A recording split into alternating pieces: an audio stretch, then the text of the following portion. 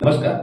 स्वाभिमानी TV news चॅनलच्या बातमीपत्रात आपलं स्वागत. गाडी अडवून 1.5 कोटी लुटणाऱ्यांना धुळे तालुका पोलिसांनी ठोकल्या बेड्या. धुळे तालुका पोलिसांनी धुळे मुंबई महामार्गावरील पुरमेपाडा गावाजवळ घडलेल्या 1,50,00,000 रुपयांच्या दरोड्याचा यशस्वीपणे तपास करत सूत्रधारासह 4 आरोपींना अटक केलेली आहे. दरम्यान या दरोड्याचा मुख्य सूत्रधार तक्रारदाराचा चालकच असल्याचे निष्पन्न झालेले असून पोलिसांनी आरोपींकडून 42 लाख रुपयाची रोकड जप्त केली असल्याची माहिती पोलीस प्रशासनातर्फे प्रसारमाध्यमांना देण्यात आली. दिनांक 5/7/25 रोजी एक दरोड्याची घटना तालुका पोलीस स्टेशनच्या अंतर्गत घडली होती.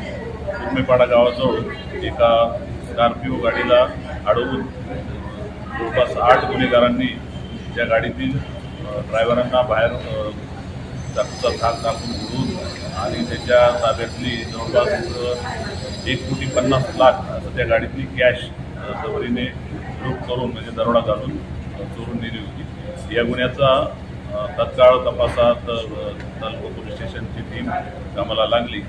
या तपासामध्ये आतापर्यंत 4 आरोपी अटक केलेले आहेत आणि जवळपास 42 लाख रुपये इतके हस्तगत करण्यात आलेले आहेत आणि अवघ्या 90 तासात हा गुन्हा उघड करण्यात आलेला आहे.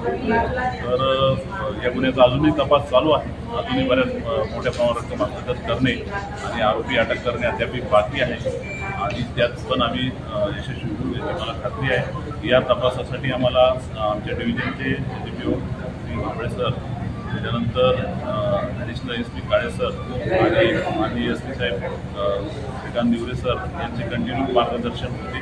त्याच्या मार्गदर्शनानुसार धुळे तालुका पोलीस स्टेशनच्या टीमने अतिशय चांगली कामगिरी बजावत जवळपास 3 टीम आमच्या याच्यामध्ये आम्ही स्थापन केल्या होत्या आणि अथक परिश्रम करून न आराम करता न झोपता आमच्या टीमने अवघ्या 90 तासाच्या आतमध्ये हा गुन्हा उघड करून त्याच्यातले 4 मुख्य आरोपी मोठ्या प्रमाणावर मुद्देमाल पैसे जसे हस्तगत केलेले आहेत आणि पुढील तपास चालू आहे.